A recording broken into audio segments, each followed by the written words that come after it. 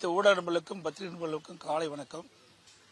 இன்றைய தினம் மத்திய அமைச்சர் மதிப்புக்கும் மரியாதைக்கும் உரிய பியூஷ் கோயல் அவர்கள் எங்கள் இல்லத்திற்கு வருகின்றது எங்களுக்கெல்லாம் மிக்க மகிழ்ச்சி தருகின்றது.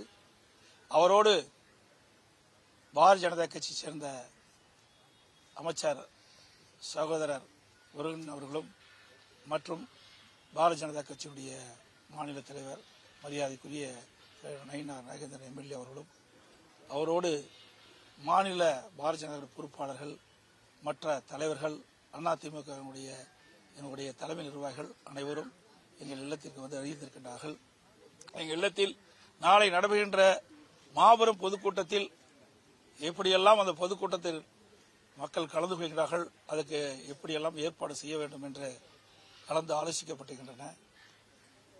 நாளை நடைபெறுகின்ற கூட்டம் தமிழகத்தில் மிகப்பெரிய மாற்றத்தை ஏற்படுத்துகின்ற கூட்டமாக இருக்கும். சுமார் 5 லட்சம் பேர் அந்த பொதுக்கூட்டத்திலே கலந்து கொள்கின்றார் என்பதை மகிழ்ச்சியுடன் இந்த நேரத்தில் தெரிவித்துக் கொள்கின்றேன். இந்த தொடக்கம் எங்களுடைய கூட்டணியுடைய வெற்றிக்கு அச்சாணியாக அமையும். இன்றைக்கு தமிழகத்தில் சட்ட ஒழுங்கு அடியோடு சீர்கெட்டு விட்டது. இன்றைக்கு சிறுமிகளுக்கு பொதுமக்களுக்கு பெண்களுக்கும் பாதுகாப்பு இல்லாத ஒரு சூழ்நிலை. இந்த அரசாங்கம் எல்லா துறைகளிலும் தோல்வியை கண்டுவிட்டது. எல்லா துறைகளிலும் ஊழல் நிறைந்து இருக்கின்றன. சுமார் 4 லட்சம் கோடி பல துறைகளில் ஊழல் நடைபெற்றுகின்றது. மேதக ஆளுநரிடத்தில் நாங்கள் அதை வழங்கி இருக்கின்றோம் அந்த அறிக்கையை.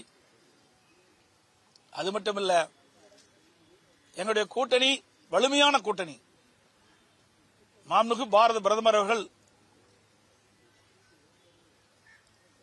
இந்திய நாட்டினுடைய பொருளாதாரத்தை உயர்த்துவதற்கு மட்டுமல்ல, மேக் இன் இந்தியா அதை நடைமுறைப்படுத்தி இந்தியா எதிர்காலத்திலே ஒரு வல்லரசு நாடாக உருவாக்குவதற்கு அனைத்து முயற்சியும் எடுத்துக் கொண்டிருக்கின்றார்கள். இன்றைக்கு அனைத்து இந்திய அண்ணா திராவிட முன்னேற்ற கழகம் என்டிஏ கூட்டணி மிகப்பெரிய வெற்றி பெறும். மத்தியிலே பாரத பிரதமர் மோடி அவர்கள் தலைமையிலே ஆட்சி, தமிழகத்திலே அதிமுக ஆட்சி நிலவும். அப்பொழுது தமிழகம் மிகப்பெரிய ஏற்றத்தை பெறும், மிகப்பெரிய வளர்ச்சி பெறும்.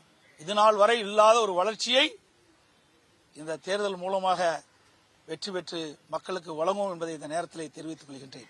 பாஜகவுக்கு எத்தனை இடங்கள் என்று முடிவு பண்ணிட்டீங்க?